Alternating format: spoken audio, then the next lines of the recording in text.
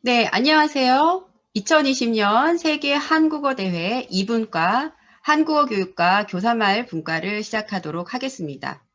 저는 한국어 교육과 교사말 분과의 사회를 맡은 사이버 한국외국어대학교의 박희선입니다. 본 분과는 한국어 교육과 교사말이라는 주제로 네 분의 교수님을 모시고 주제 발표와 주제 토론을 진행할 예정입니다. 우리 분과에서는 한 분의 주제 발표가 진행되고 이어서 세 분의 주제 토론이 각각 이어질 예정입니다. 그럼 우리 분과의 주제 발표를 해주실 분을 소개해 드리겠습니다. 한국어 교사발화 연구의 어제와 오늘을 주제로 20분간 발표해 주실 김서영 경기대학교 교수님입니다. 박수로 맞이해 주시면 감사하겠습니다.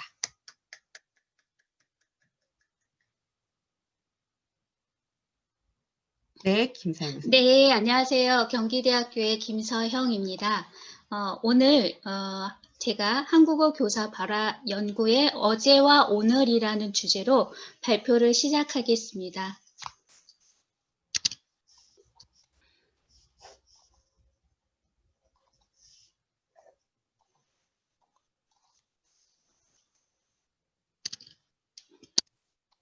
네, 선생님들 잘 보이시나요? 네, 잘 보입니다. 전체 화면을 해주실 수 있을까요? 네. 네, 감사합니다. 네, 그럼 발표 시작하겠습니다. 네, 오늘 저는 연구 경향을 살펴보는 것을 주요 목적으로 하고 있기 때문에 기존의 교사 발화와 관련된 연구들이 어떤 방법에 의해서 그리고 어떤 주제에 의해서 이제 연구가 됐는지를 살펴보도록 하겠습니다. 먼저 이 연구가 왜 필요한지에 대해서 말씀을 드리자면 실제 우리가 학습 효과를 생각한다면 가장 중요한 역할을 하는 게 아무래도 교사일 것입니다. 그리고 또 교사는 수업 내에서 물론 비언어적인 행위로서 전달하는 것도 있겠지만 기본적으로 발화를 통해서 언어적 행위로 전달을 하기 때문에 교사 발화가 차지하고 있는 그런 역할이 굉장히 큰데 실제 기존 연구에서는 한국어 교육 실습과 관련된 주제들은 좀 이렇게 잘 다루어지고 있지만 교사 발화와 관련된 자료들은 사실은 그렇게 연구가 되고 있지 않습니다. 그래서 이 연구가 필요하지 않을까 그런 생각을 했고요. 또 기존의 연구를 살펴보자면 한국어 교육 분야의 연구가 굉장히 짧은 역사를 가지고 있지만 많은 발전을 했습니다. 하지만 교사 발화는 약 3.8% 정도 그친다고 그렇게 이제 논의가 되고 있는데 그런 면에서도 우리는 교사 발화에 대한 연구에 대해서 조금 더 관심을 가져야 된다라고 생각을 하고요.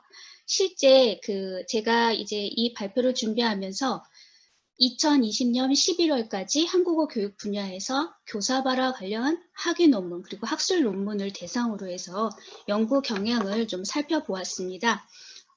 이런 그런 발표를 통해서 연구를 통해서 앞으로 좀 교실 수업에서 실제 활용할 수 있는 어떤 교수 전략, 활용 방안을 좀 모색할 수 있는 계기가 되었으면 좋겠고요. 그리고 조금 전 말씀드린 것처럼 주로 한국어 교육의 연구가 한국어 교육 내용이라든지 교수법 그리고 학습자에 좀 집중이 되어 있기 때문에 교사 발화에 대한 관심을 좀 더 가진다면 또 주제별 불균형을 해소하는 데 있어서도 기여하지 않을까 그런 생각을 합니다. 네, 두 번째 연구 방법 및 절차를 보시면요. 우선 저는 이제 가장 저희가 접근하기 쉬운 게 아무래도 학술 연구 정보 서비스 사이트다 보니까 그 사이트를 이용했습니다. 그래서 2020년 11월까지 국내 석박사 학위 논문 그리고 한국 연구재단의 등재지 그리고 등재 후보지를 대상으로 했는데요. 다만 학술 대회의 발표지는 제외를 했습니다. 두 번째는 이 주제어 검색과 그다음에 원문 확인을 통해서 연구 대상이 되는 그런 연구들을 선정했는데요. 그 주제어 검색은 첫 번째는 한국어 교육으로 주제어를 삼고 두 번째는 한국어 교실과 한국어 수업을 동시에 그리고 한국어 교사를 맨 마지막 검색으로 선택을 했습니다. 그 한국어 교사를 마지막 검색어로 선택한 이유는 이제 뭐 눈안의 연구에서도 나와 있지만 교사 발화라는 것 자체가 일단 현장 기반, 교실 기반으로 한 연구여야지만 그 의미가 있다라고 이제 밝히고도 있어서 제가 마지막 검색어를 한국어 교사로 선정을 했는데 실제 제가 검색어 순서를 좀 바꾸어서도 해봤지만 이 순서대로 했을 때 교사 발화와 관련된 연구 논문들이 가장 많이 검색이 되었습니다. 그 다음에 두 번째는 원문 확인 방법을 선택했는데 단순하게 제목이라든지 주제어만 가지고 이것이 교사 발화 연구구나 라고 단정을 하기에는 좀 위험하지 않을까 해서 실제 그 최종적으로 그러니까 그 주제 검색을 통해서 이제 그 선정된 그런 논문들을 가지고 원문 확인 작업을 했습니다. 그래서 그 원문 확인을 한 결과 최종적으로 분석 대상이 되는 논문들은 총 118편이었는데요. 석박사 학위로 58편, 그리고 학술지 논문으로는 60편이 그렇게 이제 선정이 되었습니다. 그래서 실제 이제 어느 시기에 이 한국어 교사 발화에 대한 연구가 가장 많이 되었을까 이제 간단하게 말씀을 드리자면 사실 우리가 한국어 교육 연구를 대체적으로 1960년대 제일 먼저 이제 시작이 됐다 최초라고 보고 있는데요. 60년대부터 99년도까지는 한 편밖에 없는데 이 연구는 사실 한국어 교육의 포커스보다는 한국어 교실에 있는 교실 담화죠. 교실 담화를 기반으로 한 그런 연구였고요. 석사학위 논문이었고요. 그 다음에 이제 2000년도에 들어서면서 점차 이제 교사 발화에 대해서 관심을 갖게 되는데 특히 2000년도에서부터 2005년도까지 한 13편 정도가 발표가 됩니다. 특히 2001년도에 이제 한상민 선생님의 논문을 통해서 교사 발이라는 어떤 구체적인 어떤 용어가 드디어 한국어 교육에 이제 제시되는 그렇게 제시가 되고 있고요. 그 다음에 2006년도에서 2010년도까지는 26편, 그리고 2011년도에서 2015년도까지는 33편, 그리고 이제 2016년도에서 현재까지는 45편의 논문이 발표가 됐는데요. 다행히 점차 이렇게 계속 그 교사 발화에 대한 연구가 이제 늘어나고 있다는 점은 굉장히 긍정적인데, 이제 아무래도 조금 더 관심을 가져야 될 필요는 있습니다. 특히 보시면 2000년대 이후에 이렇게 교사 발화 연구들이 많이 늘어났다라고 이제 우리가 알 수 있는데 아무래도 2000년대 이후에는 교실 현장에서 이제 어느 정도 뭐 의사소통 중심의 뭐 교수법 또는 과제 중심의 교수법 이런 것들이 어느 정도 이제 안정화되는 또는 적용하는 이제 시기다 보니까 상호작용에 관심을 갖게 되고 그 상호작용에 관심을 갖다 보니까 학습자 발화뿐만이 아니라 교사 발화에도 관심을 갖게 됩니다. 그리고 이제 점차 2010년도, 15년도를 지나면서 특히 교사 교육과 관련돼서 뭐 교사 지침서라든지 아니면은 예비 교사를 위한 어떤 수업 계획서에서 교사는 어떻게 발화를 해야 되는가 그런 주제에 대해서 하나 둘씩 관심을 갖기 시작을 합니다. 자, 그러면 본격적으로 좀 주제와 관련해서 살펴보도록 하겠습니다. 제가 이제 그 주제별로 연구 경향이 어떤지를 살펴보기 위해서 이제 검색에서 핵심어 중심으로 이제 살펴봤기 때문에 그 핵심어들을 전부 한번 나열을 해봤습니다. 그래서 핵심어를 쭉 나열을 한 다음에 이제 주제 핵심어를 이렇게 나열한 다음에 그 유사도에 근거해서 목록화했는데 다음과 같이 총 6개의 그런 주제로 먼저 검조화할 수 있었는데요. 처음에는 성선호도라는 것은 교사의 성별과 관련해서 어떤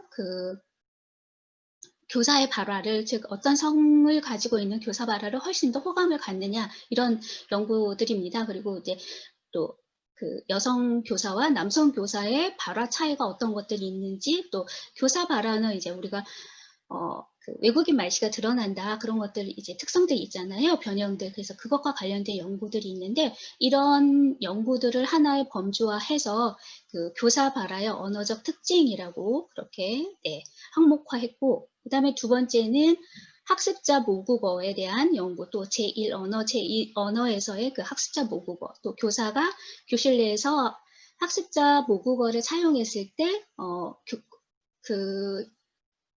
어떤 효과, 학습 효과 면에서 어떤 영향력을 갖느냐, 이런 연구들입니다. 그래서 그런 연구들을 저는 교사의 학습자 모국어 사용이라는 그런 항목으로 범주화 시켰고요. 그 다음에 이제 세 번째는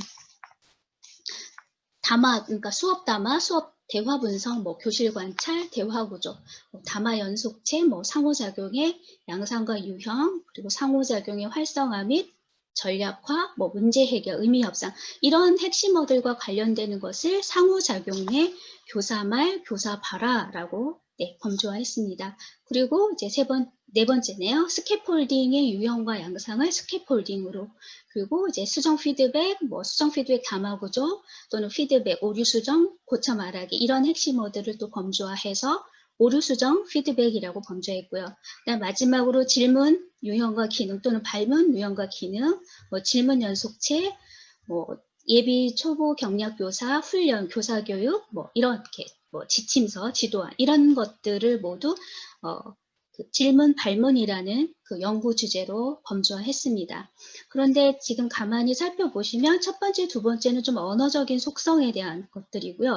그 다음에 이제 세 번째, 네 번째, 다섯 번째, 여섯 번째 같은 경우는 교사 발화의 기능과 주로 이제 관련되는 것들인데, 스캐폴딩 같은 경우들은 사실 상호작용 내에서 있을 수 있는 나타나는 것들이기 때문에 사실 질문에도 속할 수 있고, 그 특성상 상호작용 내에 교사 발화에도 속할 수가 있는데, 굳이 제가 이렇게 하나의 독립된 범주로 설정한 이유는 최근에 들어서 이 스캐폴딩이라는 것에 대해서 관심을 갖고 논문들이 발표됐고, 특히 교사 전문성과 관련해서, 교사 역량과 관련해서 가장 차이가 많이 나는 교수 기술 중에 하나다라는 그런 연구 결과들이 있기 때문에 수정 피드백과 같이 아마 이 스캐폴딩도 이제 앞으로 조금 더 관심을 갖고 연구되지 않을까 하는 그런 예측에서 이렇게 독립된 범주로 설정했습니다. 그래서 주제별 동향을 보면은요, 여기 나타난 것처럼 제일 많은 것은 이제 죄송합니다. 그 오류 수정 피드백과 관련된 연구들이 이제 가장 많이 발표가 됐고, 두 번째는 상호작용 내 교사 발화가 됐고요. 그다음에 이제 질문과 관련되는 연구 주제들이 이제 많이 발표됐습니다. 아무래도 이제 교사 발화하면은 교실에서 교사 역할은 특히 제2언어나 외국어 같은 경우에 교사가 학습자의 그 오류를 수정해줘야 한다는 그 역할이 굉장히 컸던 것 같아요. 그래서 이 주제에 대한 연구들이 많이 있었습니다. 근데 여기서 말씀드리는 건 그 쓰기에서의 피드백이 아닌 구두 오류 수정 피드백을 말합니다. 네, 그러면 이제 하나의 주제별로 이제 세부 내용을 살펴보면, 교사 발화의 언어적 특징과 관련해서는 6편이긴 했지만 이제 교사 성별에 따라서 선호하는 언어 차이나 음성적 특징을 비교를 하고 있는데, 재미있는 연구 결과는 교사 발화의 여성성이 남자 학습자의 여성적인 말투에 영향을 준다라는 그런 연구 결과도 있었고요. 또 교사 발화의 의문적, 어휘적 특성을 논의한 연구라든지, 또 외국인 말투를 연구한 것들도 있었습니다.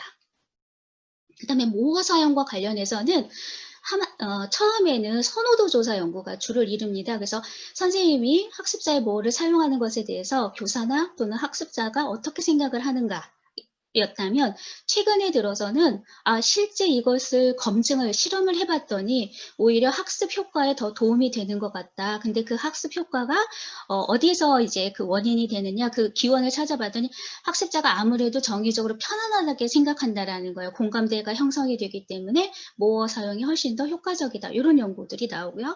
또 이제 최근에 중국인 한국어 교사에 대한 그런 교수 언어에 대한 그런 연구도 있었습니다. 그 다음에 이제 상호작용 내 교사 말 같은 경우에는 교사 발화의 기능 연구라든지, 아니면은 상호작용 양성을 분석하거나, 또는 상호작용을 활성화시키기 위해서 어떻게 하면 교사 발화를 할 수 있는가, 그런 연구들이 주를 이루고 있습니다. 최근에 보면 초기에는 주로 발화 기능에 대한 관심이 많았다면 그 교감을 형성하기 위해서, 또는 비대면 상황에서 새로운 기법이 필요하지 않느냐 이런 필요성을 제기한 연구들도 네, 발표되었습니다. 네, 다음으로는 한국어 수업에서의 교사 스캐폴딩 양상인데요. 스캐폴딩과 관련해서는 뭐 기존의 그 스캐폴딩 유형에 따라서 교실 내 교사 발화를 이제 분석한 연구들이 주를 이루었는데 특히 서영진의 연구에서는 상호작용 촉진 기법으로 이 스캐폴딩의 어떤 교육이 필요하다라고 주장을 하기도 했습니다. 또 스캐폴딩을 새롭게 또 유형화하기 위해서 시도한 연구들도 있었고요. 그다음에 이제 오류 수정 피드백 같은 경우는 교사 피드백에 대한 학습자가 그러니까 그 피드백 유형별로 학습자는 어떤 피드백 유형을 선호하느냐 이런 그 선호도 조사도 굉장히 많이 있었고요. 또 실제 학습자가 교실에서 선생님이 이제 오류를 수정했을 때 그것을 이제 정말 그 업테이크 하느냐, 잘 반응하느냐, 오류를 고쳐서 자기 스스로 이제 수정된 발화를 할 수 있느냐, 그런 연구들이 있었고요. 또 수정 피드백에서 어떤 수정 피드백이 가장 효과적인가, 뭐 명시적이냐, 암시적이냐, 아니면 뭐 고쳐 말하기냐, 이런 특정한 유형의 그런 효과를 검증하는 연구들도 있었습니다. 그리고 이제 교사 교육으로서 피드백 교육을 어떻게 하면 좋을까 그런 교수 절차에 따라서 실제 그 수정 피드백을 하는 방안에 대한 뭐 박선희 2008의 논의들도 있었고요. 네, 그 다음에 이제 질문과 발문과 관련된 논의입니다. 그래서 특히 교실 현장에서 교사 생애별로 그 질문과 발문의 양상들이 좀 어떤가 이렇게 조사한 연구들이 많이 있는데 특히 이들 연구에서는 초보 교사가 경력 교사에 비해서 이제 교사 질문 또는 발문이 능숙하지 못하더라. 그리고 예비 교사 같은 경우에는 모의 수업에서 항상 특정 그 유형만 사용하더라라고 이제 문제를 지적하면서 교사 교육으로서 질문, 발문하는 방식을 반드시 가르쳐야 한다 이렇게 네, 주장을 하기도 했습니다. 그래서 그 효과적인 질문으로 어떤 것이 좋은지에 관련해서 뭐 김상수 2호나 이런 것들이 대표적으로 네, 있고요. 네, 그 다음에 이제 학습자용 교재에서 또 교사용 지도에서도 이제 질문 발문에 대한 그런 연구들이 있었는데 제가 지금 질문 발문 저도 어떤 것을 선택해야 되는지 이제 기존의 연구들에서 이런 용어들이 혼용이 됐기 때문에 이런 부분에 대해서 우리가 한번 짚어볼 필요는 있겠다라는 생각을 하게 됐습니다. 그래서 이제 지금까지 말씀드린 것을 정리하자면 교사 발화와 관련된 연구는 총 118편이다. 지금까지는 2020년 11월까지는 그리고 주제별로 봤을 때에는 주로 상호작용에서 나타난 교사말 그리고 오류 수정 피드백 그리고 질문 발문과 관련된 그 교사 발화 연구가 가장 많이 이제 발표가 됐는데 지금까지 논의들을 검토를 했을 때 우리가 우선은 용어 선정이나 개념을 한번 생각해 볼 필요는 있겠다.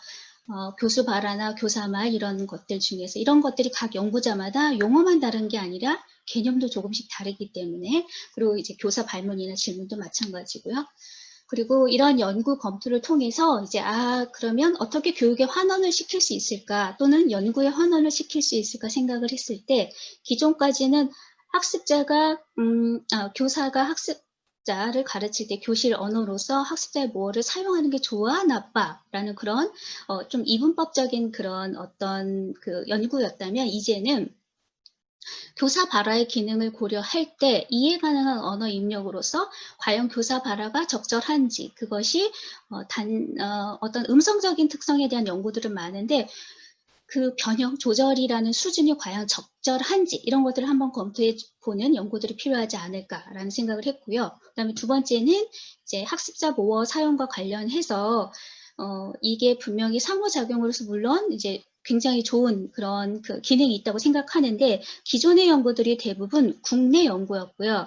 그리고 재미있게 학습자 모어를 사용하는 것을 찬성한다는 연구자들을 보면 대부분이 다 그 외국인 이제 유학생들이 쓴 학위 논문에서 이런 논문들이 많이 있었습니다. 그래서 그런 것들을 봤을 때 그리고 또 이제 외국인 한국어 교사가 증가하기 때문에 이것도 과연 그러니까 국외 상황 그리고 교사의 이런 다변화 이런 것들을 고려했을 때 조금 더 논의가 좀 다양화될 필요가 있겠다라고 생각을 했고요. 그다음에 세 번째는 최근에 이제 뭐 코로나 때문에도 그렇고 사실은 접근하는 방식이 굉장히 다양해졌습니다. 교실뿐만이 아니라. 그렇죠? 그래서 그렇다면 이런 다변화되고 있는 그런 학습 매체 도구라든지 이런 비대면 상황에서 효과적인 상호작용을 위해서 교사 발화가 어떻게 돼야 될 것인가라는 것들도 또 필요하겠고요.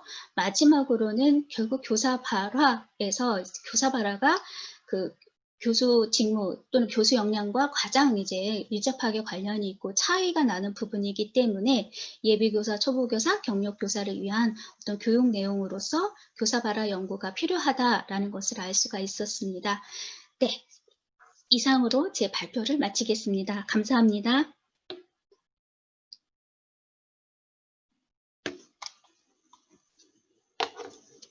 네, 감사합니다.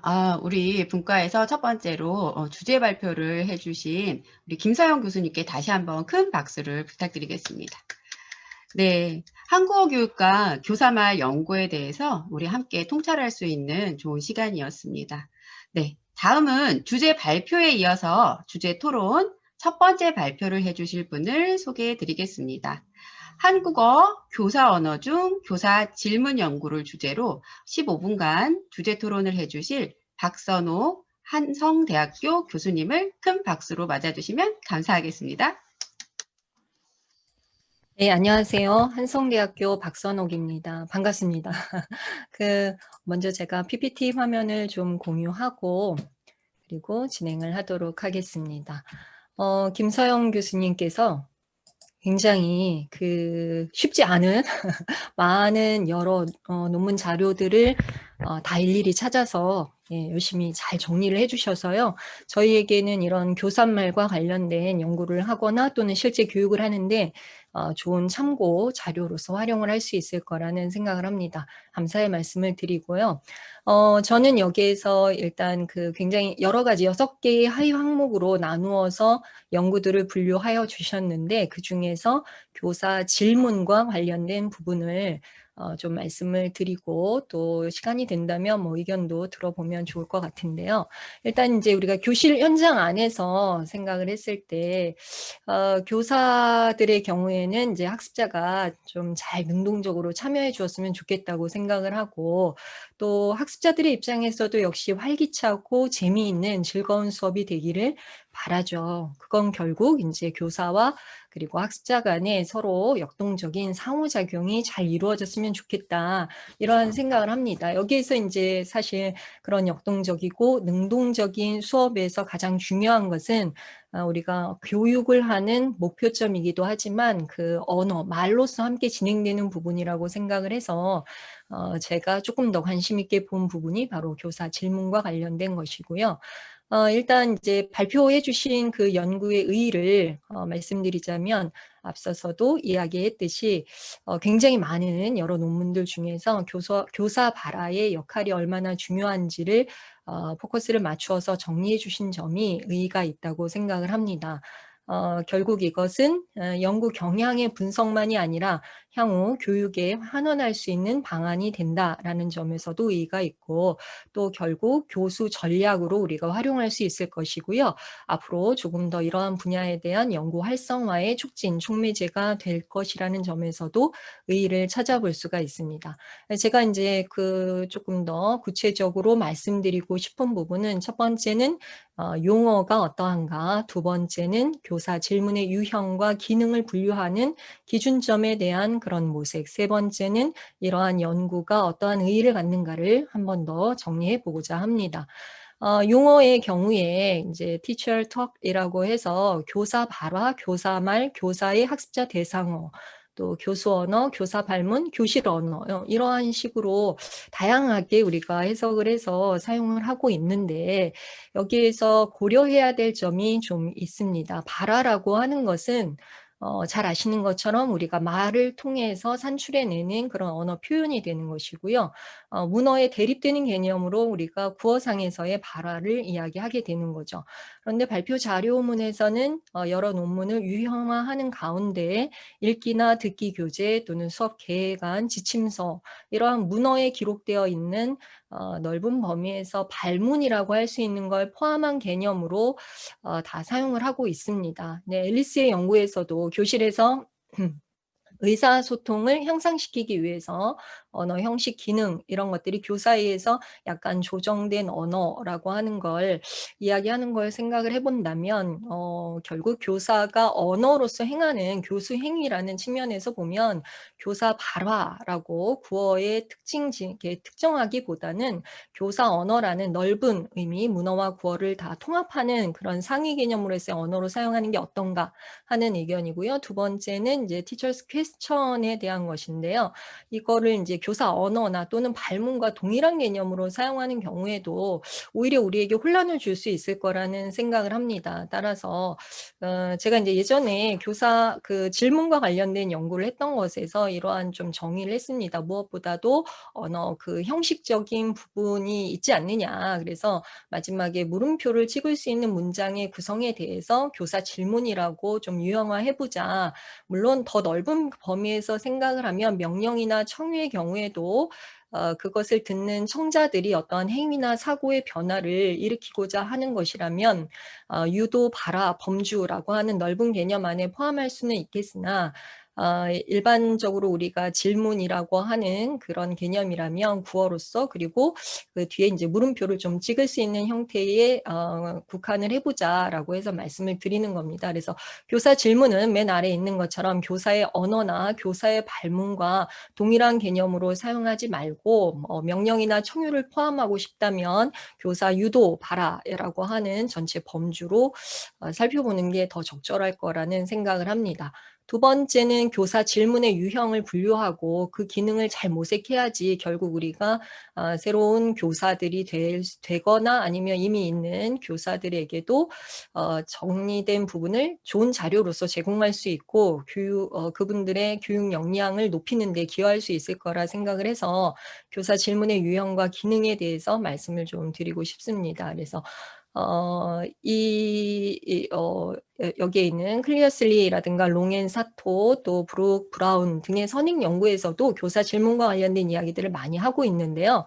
그중에서 롱앤 사토에서 질문의 유형을 정리한 걸 보게 되면 반향적 질문과 지식적 질문으로 크게 나누고 반향적 질문은 이해 점검, 뭐 맞아요, 이해해요 이런 것들, 설명 요구는 무슨 뜻이에요, 확인 점검은 뭐 그걸 알았는지 잘 이해했는지를 확인하는 것들, 조회형은 숙제를 했어요, 안 했어요, 제시용은 업의 반대말은 위의 반대말은 뭐예요? 표현형이라는 건 이 단어들이 서로 발음이 다르다는 게 재미있죠? 라든가 수사학적 왜 그렇게 했을까요? 그 이유는 뭐 이런 식으로 하는 것들로 구분을 했는데 이제 저의 경우에는 이것을 좀 크게 두 가지로 나누어 보자라고 말씀을 드리고 싶습니다. 학습 내용과 관련된 질문을 하는 방식과 학습을 진행하는 절차상에서 필요한 것으로 나누어 보아서 다시 학습 내용은 반향적과 지식적으로 나누었는데요. 예제를 좀 보여드리겠습니다. 그래서 학습 내용 관련 질문 중 반향적 질문은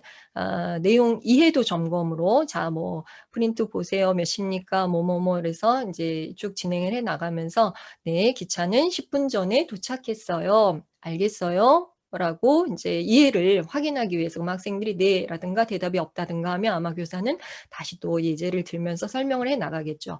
그리고 반향적 질문의 설명 요구형 질문으로서 사귀어요. 학생이 이런 대답을 했을 때 누구를 사귀어요? 라고 해서 조금 더 구체적인 설명, 또 뭐 중매는 뭐예요? 이렇게 때 네, 남자, 여자 결혼할 때 좀 더 자세하게 말해보세요. 라고 하면서 하는 것들이고요. 지식적 질문에서 제시용이라고 하는 것은 요즘도 선을 봐요? 있어요? 그럼요, 있어요. 많이 있어요. 중국에서도 선을 봅니까? 네, 선을 봐요. 연애하는 사람도 많아요? 네, 많아요. 라고 하면서 예, 선과 관련된 내용들을 이제 알아갈 수 있도록 하는 것이고, 조회형 질문은 교사가 무엇이 예뻐요? 이제 예쁘다를 학습하는 과정에서 하는 거겠죠. 그래서 강아지가 예쁘다, 또 무엇이 예뻐요? 그러면서 이 내용에 대해서 학습자가 어떻게 지금 예쁘다라고 하는 단어들을 이해하고 그것의 대상물들을 잘 찾아서 문장화하고 있는지를 살펴보고 있는 것입니다.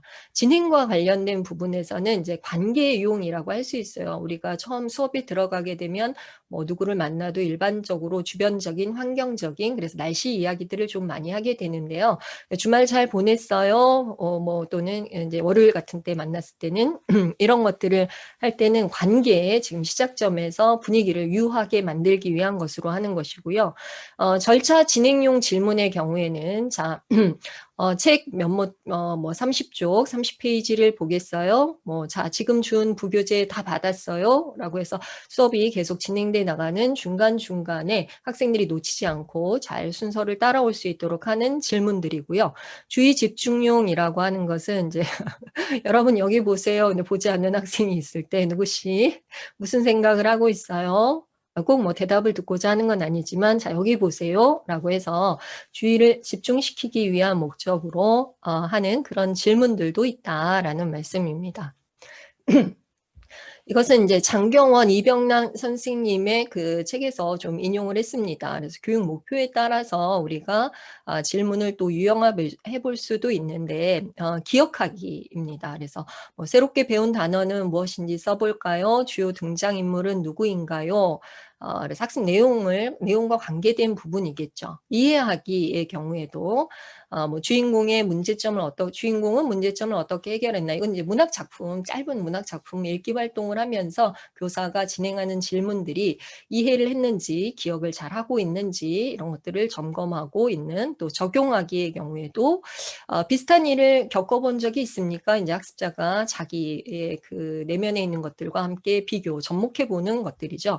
만약 주인공을 만난다면 어떤 반응을 보일까요?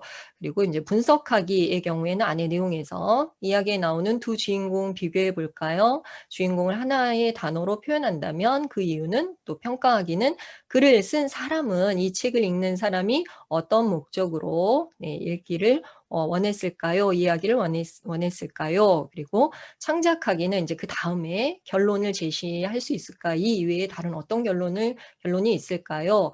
결국 주인공은 어떻게 됐을까요? 이와 같은 것으로 지금 이제 똑같은 우리가 질문이라고 하는 것인데 그것이 어떤 기능을 가지고 있느냐에 따라서 굉장히 다양하게 분류를 할 수 있다. 이런 말씀을 좀 보여드리고자 해서 이야기를 계속 제가 좀 진행을 하고 있는 것입니다.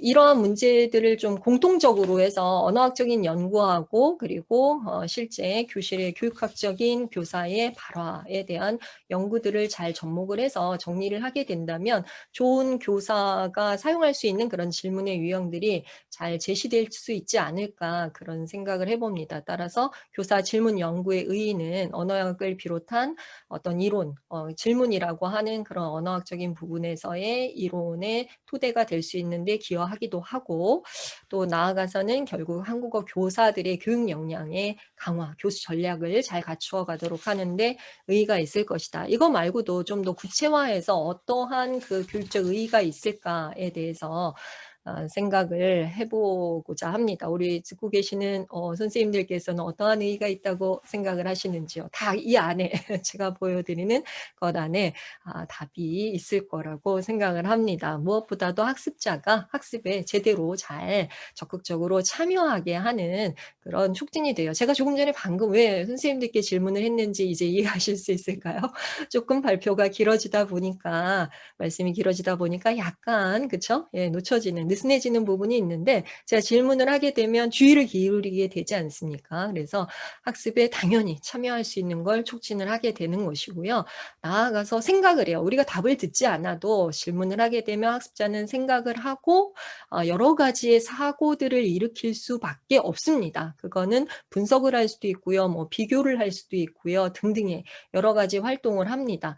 또한 다양한 관점에서 자기가 생각하는 일방향이 아니라 질문을 통해 다양한 관점의 생각을 형성할 수 있게 되고요. 그건 그 이후에 창의적인 것들, 아이디어 발상, 통찰력 증진이라는 것으로 같이 가요. 결국 언어 교수가 우리가 한국어라고 하는 형태에 집중한 교육을 하고 있는 게 아니고 한국어 문화 교육이라고 해서 그 안에 문화가 당연히 숨어 있다고 이야기하는 것을 넘어서서 언어 교육은 반드시 모든 교육이 다 그렇습니다. 사고력 향상이 같이 일어날 수 있도록 교실이라고 하는 교육 현장이 반드시 학습자에게 우리가 제공해야 되고 같이 병행해서 나가야 되는 것은 그 사고력의 증진이라고 하는 부분이에요. 이 부분을 놓치지 않아야 된다는 점을 강조해서 말씀을 드리고요. 그리고 나아가서 정의적인, 그러니까 그것은 어떤 그 논리적인 그런 그 물리적인 생각들만이 아니라 우리 마음속 안에서 일어나는 다양한 감정들까지도 그렇죠? 경험해 볼 수 있게 할 수 있는 좋은 그런 매개, 촉매제로서 질문들을 사용해 볼 수 있을 거라고 생각을 하고요. 그래서 이것은 결국 교실의 상호작용을 잘 이루어내게 될 것입니다. 그 주어진 시간이 조금 더 많이 있다면 우리 이분과에 할당된 시간이 뭐 1박 2일 정도가 된다면 교실의 상호작용과 관련된 이야기도 많이 나눠볼 수 있겠습니다만 안타깝게도 아쉽게도 그 구체적으로 상호작용과 관련된 부분을 말씀드리진 못하지만 당연히 질문이 상호작용을 촉진, 활성화시키는데 긍정적이고 매우 큰 영향을 미친다는 점에는 우리 선생님들께서도 다 동의하실 거라고 생각을 합니다. 우리가 한국어 교육이라고 하는 것은 이름 그대로 있는 것처럼 학습자들의 한국어 의사소통 능력 향상의 중요한 목표점을 삼고 있고요. 이 모든 것들이 즉 질문을 통해서 우리가 해낼 수 있는 이 모든 의의와 의미가 한국어 사용 능력의 향상에 크게 기여할 거라고 생각을 합니다. 따라서 한국어 이러한 이제 내용들을 우리가 잘 정리하고 연구를 했을 때 한국어 교사 지금 준비하고 있는 예비교사뿐만 아니라 경력교사의 연수 또는 우리가 자료로서도 제공을 하는 그런 걸 하게 되면 훨씬 더 좋은 교사들이 쉽게 교실 안에서 긴장하지 않고 잘 진행해 나갈 수 있을 거라고 생각을 하고요. 무엇보다도 왁자지껄하게 우리 학생들이 많은 이야기하고 한국어 회화합시다 그랬는데 선생님만 회화하고 나오면 안 되잖아요.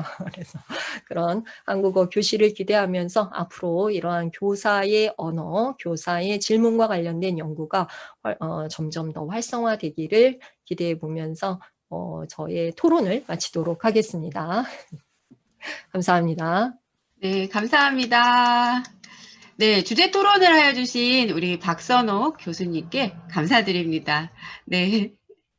네, 한국어 교육 현장에서 교사의 질문과 관련한 교사말에 대해 생각해 볼 수 있는 귀한 시간이었습니다.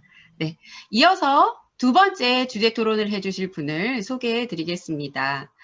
교사의 수업 시간 외국어 사용을 주제로 15분간 주제 토론을 해주실 안정민 한국외국어대학교 교수님을 큰 박수로 맞아주시면 감사하겠습니다.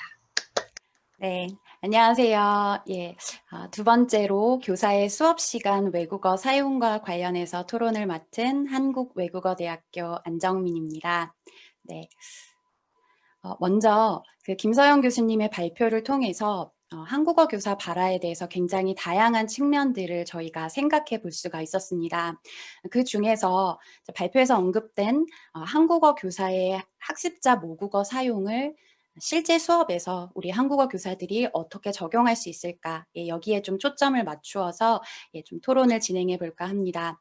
먼저 첫 번째로는 한국어 교사의 외국어 사용에 대한 좀 전체적인 이야기들을 나누어 보고 두 번째로는 수업 시간 외국어 사용에 대한 용어 그리고 범위에 대해서 그리고 세 번째로는 아마 이 발표를 듣고 계실 분들이 가장 궁금해 하실 것 같은 좀 효과적인 외국어 사용을 위해서 우리가 어떤 것들을 고려해야 할지 이러한 이야기들을 하고 마무리를 하려고 합니다. 먼저 한국어 교실에서 교사가 목표어인 한국어 이외에 다른 외국어를 사용할 수 있는가라는 문제는 그 사실 한국어 교육뿐만 아니라 다른 외국어 교육에서도 논의가 지속되고 있는 문제라고 볼 수 있습니다. 그런데 문제라고 한다면 이제 국내 대부분의 한국어 교육기관에서는 100% 한국어 수업을 원칙으로 하고 있고 또 학습자 모어를 사용하는 것을 금기시하고 있다라고 이야기합니다. 이것을 가리켜서 이제 최건진 2009에서는 한국어 교사가 수업 시간에 한국어 이외에 다른 외국어를 사용하는 것을 이제 죄책감을 느낄 만한 일이다라고까지 표현을 했습니다. 그런데 이제 발표에서 언급해 주신 학습자 모어를 매개로 한 한국어 수업이 실제로 교육 효과에 어떤 영향을 끼치는가, 그리고 또 학습자의 정의적 요인에 어떤 긍정적인 영향을 주는가라는 논의들이 많이 이루어지고 있고, 또 이러한 논의들을 바탕으로 저희가 앞으로 한국어 교사가 외국어를 어떻게 사용해야 되는가에 조금 더 초점을 맞출 필요가 있다라는 생각이 듭니다. 그래서 결국 논의의 초점은 우리가 이제는 앞에 발표에서 말씀해 주신 것처럼 이분법적으로 목표어 외에 다른 외국어를 사용할 수 있는가 또는 사용해야 하는가, 이러한 것이 아니라 이제 어떻게 하면 이것을 교수학습에 효과적으로 활용할 것인가에 우리의 초점을 두어야 할 것이라고 생각을 합니다. 이러한 논의를 하기에 앞서서 먼저 외국어 사용에 대한 용어, 범위의 문제에 대해서 조금 이야기를 나누고 싶습니다. 우리가 한국어 수업 시간에 사용되는 목표어 외의 언어는 모두 학습자 모어인가라는 이제 질문을 좀 던지고 싶습니다. 우리가 한국어 교육에서 목표어 외에 다른 언어를 가리킬 때 학습자 모어, 학습자 모국어, 뭐 L1 이런 식의 용어를 많이 사용하고 있습니다. 그러나 실제로 한국어 교육 현장에서 수업 시간에 한국어 외에 다른 언어를 사용할 때 이제 그것이 반드시 학습자 모어인 것은 아니라는 거죠. 이제 국내의 경우에도 사실 다양한 학습자들이 모여 있는데 우리가 그 학습자의 개별의 모어를 맞추어서 교사가 사용을 할 수는 없기 때문에 이제 공통된 언어로 영어를 사용하는 경우가 많이 있고, 또 해외의 경우는 우리가 생각할 때 해외는 주로 단일 언어권 학습자들이기 때문에 현지 공용어로, 즉 학습자 모어로 모든 한국어 수업이 이제 한국어 외의 외국어로 이루어질 것이라고 생각하지만, 조사에 따르면 현지어만 사용하는 경우가 63.64%, 또 현지어와 영어를 동시에 사용하는 경우가 27.7%.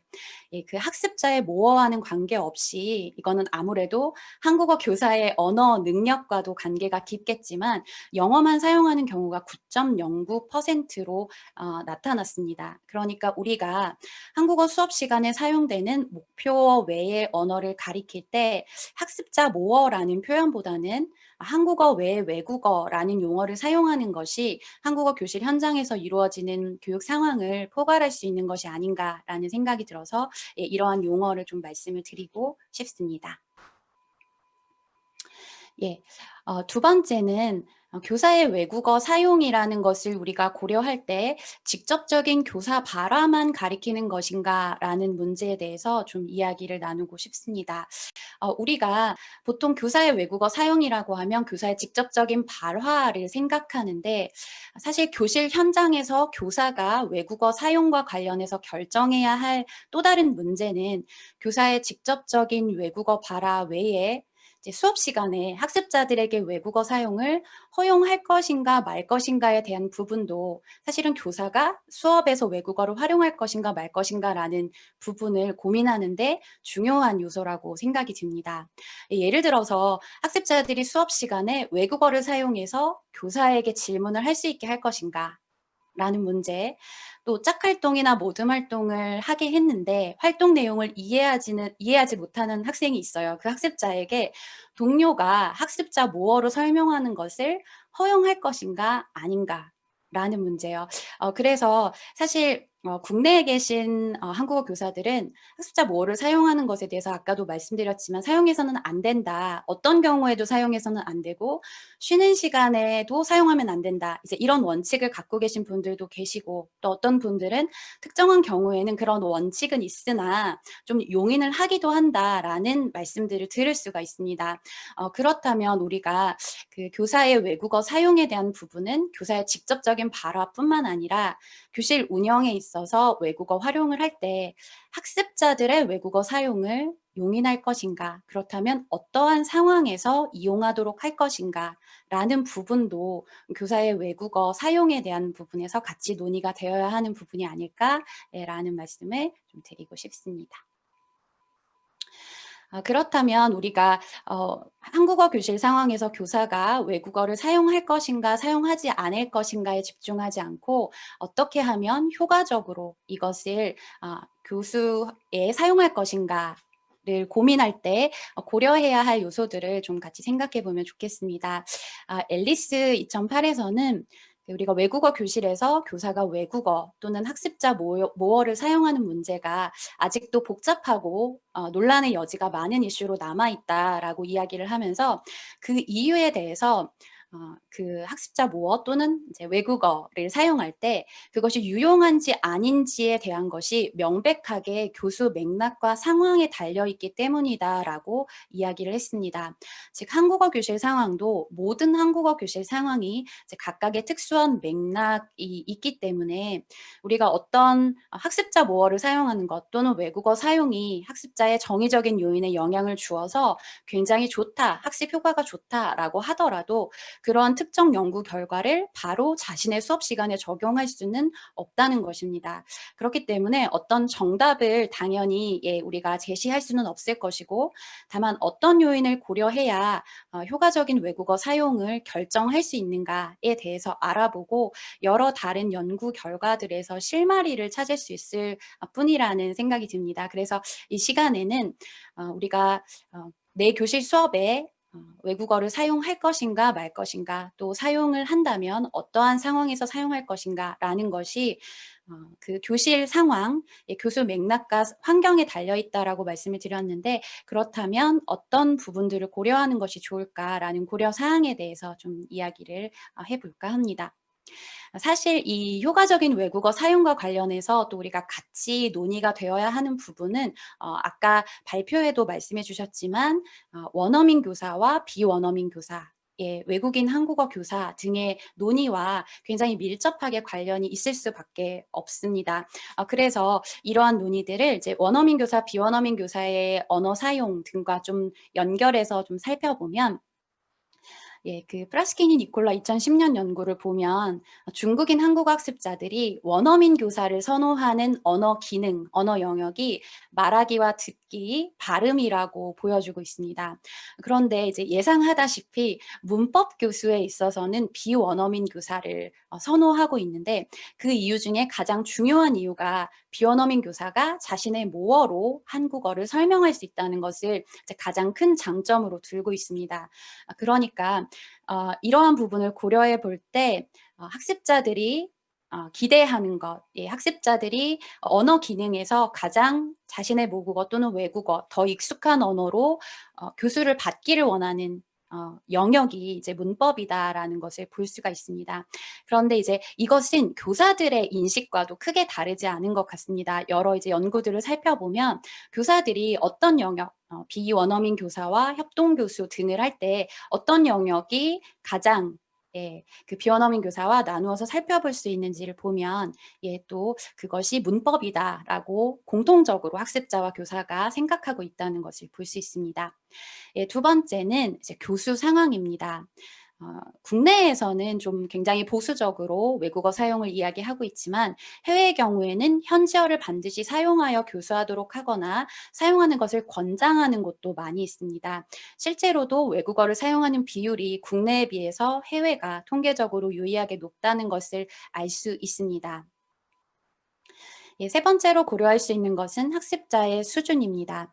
초급 수업 교사의 외국어 사용이 중급 이상에 비해서 통계적으로도 유의미하게 높았고 교사와 학습자 모두 공통적으로 초급에서 필요하다 그리고 그 효용성이 크다라고 인정하고 있다고 볼 수 있습니다. 또 이제 구체적인 교수 활동 상황도 우리가 고려해야 할 부분입니다. 학자들에 따라서 이해 점검이나 또는 단어나 문장을 번역하는 것, 학습자와 교사의 신뢰관계를 형성하기 위해서만 좀 제한적으로 사용해야 한다라는 주장에서부터 문법을 설명하거나 추상적인 단어 설명, 과제 구성이나 교실 운영 등에 조금 더 폭넓게 사용되어도 좋다라는 주장까지 있습니다. 한국어 교사들이 가장 외국어를 많이 사용하고 또 효과적이라고 생각하는 상황들을 좀 연구를 통해 살펴보면 학생들과 상담을 할 때가 가장 높았고요. 다음으로 한국어로 여러 번 설명을 했지만 학생들이 이해하지 못했을 때 좀 보조적인 수단으로 외국어를 사용한다. 또 그 다음으로 단어의 뜻을 설명하거나 시험에 대한 정보를 제공할 때에도 굉장히 유용하고 필요하다라는 연구 결과를 볼 수가 있습니다. 다음으로 기타 요인을 볼 수 있는데요.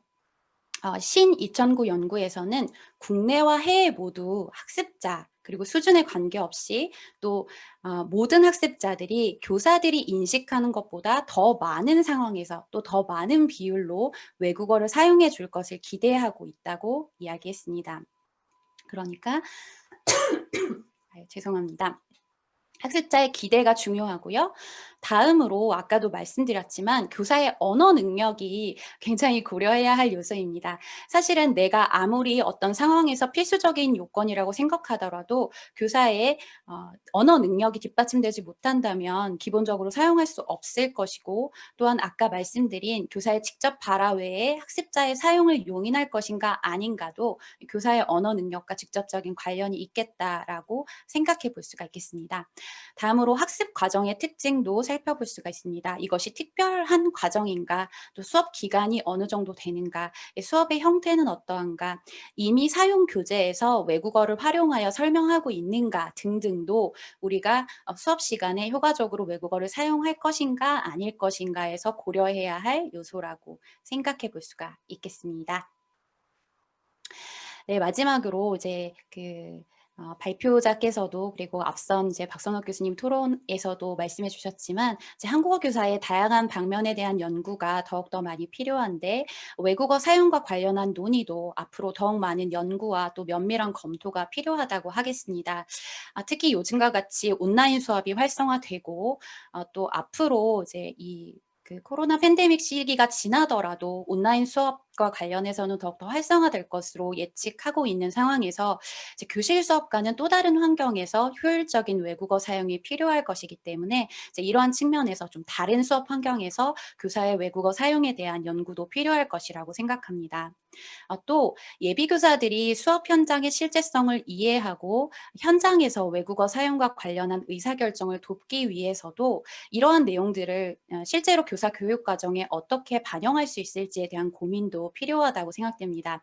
사실 예비교사들은 해외에서도 100% 한국어를 써야 하나요? 라는 질문을 한다거나 이런 원칙적인 것에 좀 매여서 실제 현장에 대한 이해, 또 어떤 효과적인 사용에 대한 이해를 하기 어려운 경우가 많은 것 같습니다. 그래서 이제는 조금 더 본격적으로 효율적으로 사용하는 방법에 대해서 논의를 하고 더욱더 많은 연구가 이루어져야 될 것이라고 생각합니다. 네, 이것으로 저의 토론을 마치도록 하겠습니다. 감사합니다. 네, 감사합니다. 네, 주제 토론을 이어서 하여 주신 안정민 교수님께 감사드립니다. 토론 내용을 보면서 한국어 교육 현장으로 더 깊숙이 들어간 그런 느낌이었습니다. 교사의 외국어 사용에 대해 생각해 볼 수 있는 시간이었습니다. 감사합니다. 네. 이어서 세 번째 주제 토론을 해주실 분을 소개해 드리겠습니다. 한국어 예비교사 발화의 언어적 특징과 예비교사를 위한 교사말 훈련 방안을 주제로 15분간 주제 토론을 해주실 이은경 세종사이버대학교 교수님을 큰 박수로 맞아주시면 감사하겠습니다.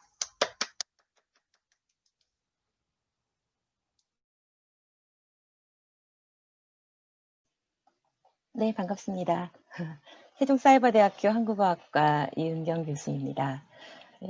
저는 이제 한국어 예비교사 발화의 언어적인 특징, 그리고 예비교사를 위해서 교사말을 어떻게 구체적으로 훈련할 것인가, 이 부분에 대해서 한번 말씀을 드리겠습니다.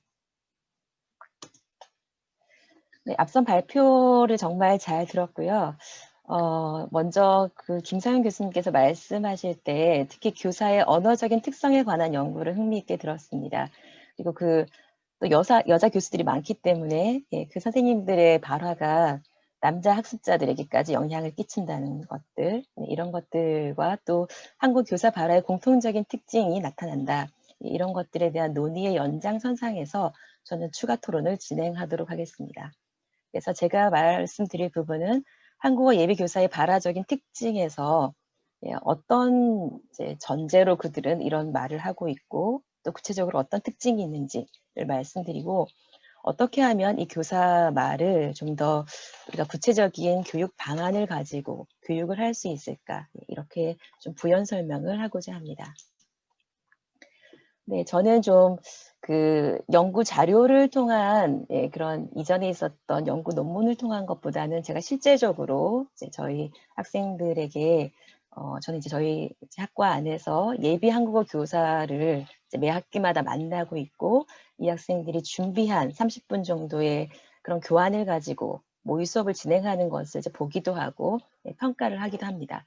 네, 그런데 이런 발화를 볼 때 사실 공통적인 특징들이 여러분들도 좀 생각하실 수 있고 상상하실 수 있는 분도 있을 텐데요. 그런 특징들이 나타나고 있는데 제가 볼 때는 이런 발화의 특징은 자신이 가르치는 한국어 학습자에 대한 일종의 가정에서 출발하고 있다는 생각이 듭니다. 예. 뭐 저희 같으면 어느 정도 외국인들을 만나서 이런 학습자들이 가지고 있는 언어적 특징이 이럴 것이다라는 그런 예측이 있지만 어떻게 보면 한 번도 외국인들을 만나보지 않고 가르쳐 보지 않은 학습자들은 머릿속에서 상상을 하게 되겠죠. 외국어를 사용하는 학습자들이 한국어를 쓸 때는 아마도 이렇게 사용할 것이고 나는 이렇게 가르치면 잘 이해할 수 있을 것이다라는 그런 가정을 가지고 사실 그것이 사실과 같을 수도 있고 다를 수도 있겠지만 그렇게 출발하기 때문에 그런 특징이 나타나지 않을까 이런 생각을 해봤고요. 네, 그래서 한국 학자들 많이 만나보지 못한 예비 한국어 교원들은 일반적으로 아래와 같은 가정을 하고 외국인 학습자들을 대하게 된다고 제가 봤습니다. 제가 봤던 가정은 첫 번째, 한국 학습자들은 한국어를 잘 모를 것이기 때문에 어쨌든 쉽게 말해야 된다. 네, 그래서 일단 기본적인 문장에 대해서도 가장 쉽게 말하는 이제 어떤 경우에는 그냥 본인의 발화 속도랑 같이 말하는 경우도 있긴 하지만 좀 더 신경을 쓰시는 분들은 가능하면 쉽게 말하는 이런 방식을 좀 가지고 있고요. 또한 두 번째는 한국 학습자들은 한국어를 처음 배우는 단계이기 때문에 한국 아이들에게 말하듯이 친절하게 가르쳐야 된다. 네, 이런 좀 특징을, 이런 가정을 가지고 대하는 것 같습니다. 그래서 위와 같은 가정으로 인해서 발생하는 문제가 문장을 무조건 단순화시키려고 합니다. 네. 그래서 사실은 어려운 어휘나 문법들을 제거하고 단순하게 말하는 것들은 물론 필요하긴 한데 그렇기 때문에 정말 주요 조사나 아니 문법적인 요소들이 생략된 독특한 형식의 교사말이 나타납니다. 예를 들어서 선생님 읽어요, 여러분 써요 뭐 이런 식으로. 네, 그래서 선생님들이나 그 예비 교사들이 발화를 듣거나 아니면은 이제 유튜브에 올라와 있는 초보 교사들의 발화를 들었을 때도 대부분 주격 조사와 목적격 교사는 거의 다 생략이 되고요. 그리고 거의 단어 나열식으로 말하는 경우가 많이 있습니다. 물론 그 경력이 많으신 분들은 그렇지 않지만 초보 교사에서 자주 이렇게 나타나는 경향이 있는데요.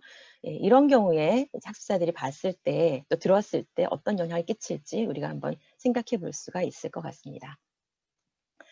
네, 두 번째는 이제 그 가정이 아이들에게 대하듯이 말을 하자라고 하다 보니까 아이들을 대하는 교사와 같이 억양이 심하게 도드라진다든가 또 끝을 지나치게 올리거나 해서 좀 더 친절함을 과장하는 듯한 이런 표현들이 있죠. 그래서 여러분, 저는 선생님이에요.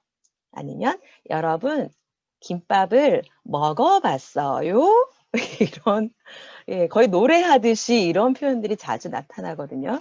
네, 그래서 정말 딱 들었을 때 유치원 교사처럼 아이들을 대하듯이 발어하는 습관 이런 것들이 예비 교사 그리고 초보 교사에서 나타나는 것을 이제 좀 많이 목격을 하게 됩니다.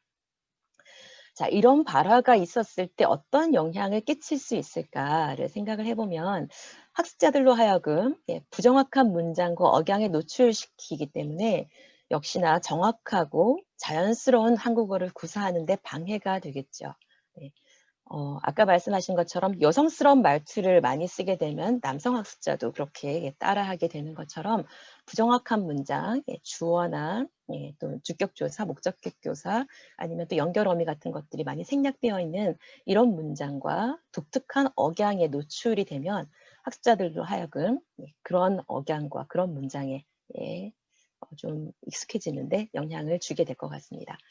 자, 그래서 예비 한국어 교원들에게는 한국어 학습자 와 교사말 사용에 대해서 본인이 가지고 있는 잘못된 가정을 교정시켜 주어서 적절한 교사말을 사용하도록 안내하는 것이 필요하고, 그렇다면 예비 교사들이 만나게 될 학습자가 어떤 대상인지, 그리고 어떻게 우리가 말을 전달하는 것이 가장 이해하기 쉬운지, 이런 것들을 좀 체계적으로 가르치고 훈련시켜야 되는 것이 필요하다고 봅니다. 두 번째 단계에서 이제 예비 한국어 교사를 위한 교사말 훈련 방안에 대해서 말씀드리겠습니다. 첫 번째는 앞에서 그들이 가지고 있는 교사말에 대한 가정을 수정하는 것이 필요하다고 보는데요.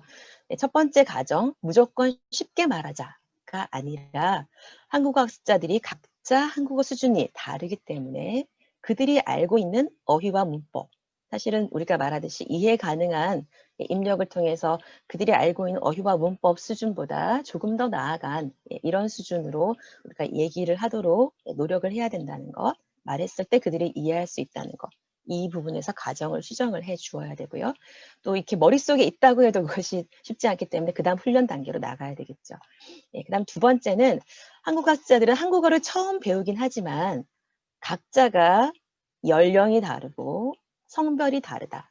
그렇기 때문에 그 학습자의 특성에 맞게, 그렇지만 자연스러운 속도와 발음, 억양을 사용해서 말할 수 있도록 역시 한국어의 표준 발음에 대한 것, 그리고 한국어의 표준 억양에 대한 교육과 그리고 학습자들의 특성에 대한 것들을 좀 더 교육을 시켜야 될 것 같습니다. 너무 유치원 아이들 대하듯이 말을 했을 때 특히 남성 성인들은 좀 거부감과 부담감을 특히나 더 가지는 것 같아요. 너무 좀 오글거리고. 그래서 여성들이나 아니면 젊은 학습자들은 거기에 대해서 또 이렇게 호응을 할 수가 있겠지만 이런 부분들을 조금 수정해 줘야 되는 것이 필요하다고 봅니다. 그래서 저의 이제 과거의 예비 한국어 교사 때 그 경험을 돌아보면 우리가 무조건 의문문은 뒤를 높이는 경향이 있기 때문에 그죠? 지금 밥을 먹어요? 할 때랑 어디 가요? 할 때랑 다 높였는데 그것 때문에 너무 지적을 많이 받았던 것 같아요. 앞에 의문사가 올 때는 뒤를 내려라. 어디 가요? 내리고 밥을 먹어요? 할 때는 올려라. 이 부분을 초기에 저희 선배들로부터 아주 많은 그런 지책도 받고 또 지적도 받으면서 좀 수정을 했던 그런 경험이 있습니다. 이런 것들에 대해서 좀 더 체계적인 교육이 필요하다고 봅니다. 그래서 제가 몇 가지로 한국어 교사말 훈련 방법에 대해서 조금 제안을 해보고자 합니다.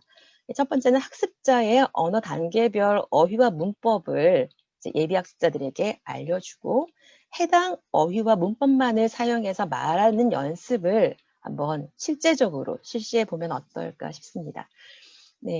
다 이론적으로는 알고 있거든요. 저희도 한국어 교육 관련 여러 가지 그 교육의 이론을 통해서도 여러 번 말씀을 드리지만 그것이 체화되기까지 시간이 또 많이 걸리기 때문에 정말 연습 단계에서 어휘 문법을 먼저 단계적으로 좀 알려주고 주어진 어휘와 문법만을 가지고 이야기를 해보는 그런 연습을 실시하면 좋겠고요. 두 번째는 이유나 가정, 조건 같은 그런 문법 용어를 사용하지 않고 문법 용어나 문법 설명을 상황이나 예를 들어 설명하는 연습도 실시하면 좋다고 봅니다. 예를 들어서 저희 학생들의 예를 좀 한번 가지고 왔는데요. 어서라는 설명을 하면서 아이가 울어요. 왜 울까요? 배고파서. 또 왜 울까요? 쉬해서. 또 왜 울까요? 똥 싸서. 아이가 우는 데는 이유와 까닭이 있습니다. 아서 어서는 이유나 근거를 나타냅니다.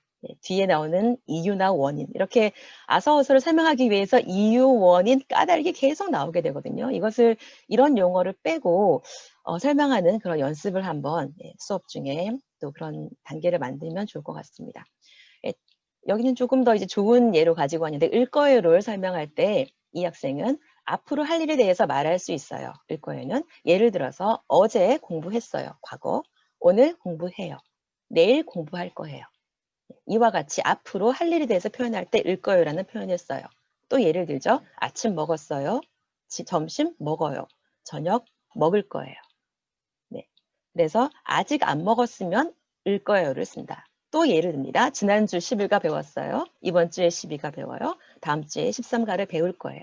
여기서는 미래라는 것도 쓰지 않고, 네, 뭐 계획도 쓰지 않았지만 여러 가지 상황을 통해서 학생들에게 다양하게 이해시키면서 을 거예요를 설명하고 있습니다. 네, 이와 같은 좀 훈련이 필요하다고 봅니다. 자, 다음으로 학습자의 수준에 따라서 좀 속도를 조절해서 말하는 연습, 그리고 표준 발음과 억양으로 말하는 연습을 실시하는 것이 필요하다고 봅니다. 우리가 외국인들을 가르칠 때는 말하기나 그 발음과 억양 그 교정을 위해서 좀 녹음을 시키기도 하고 들어보기도 하고 하는데, 사실은 예비 한국어 교사도 마찬가지로 본인이 발화했던 것을 들어보게 하고 또 이것을 분석해 보게 하는 것도 필요할 것 같습니다.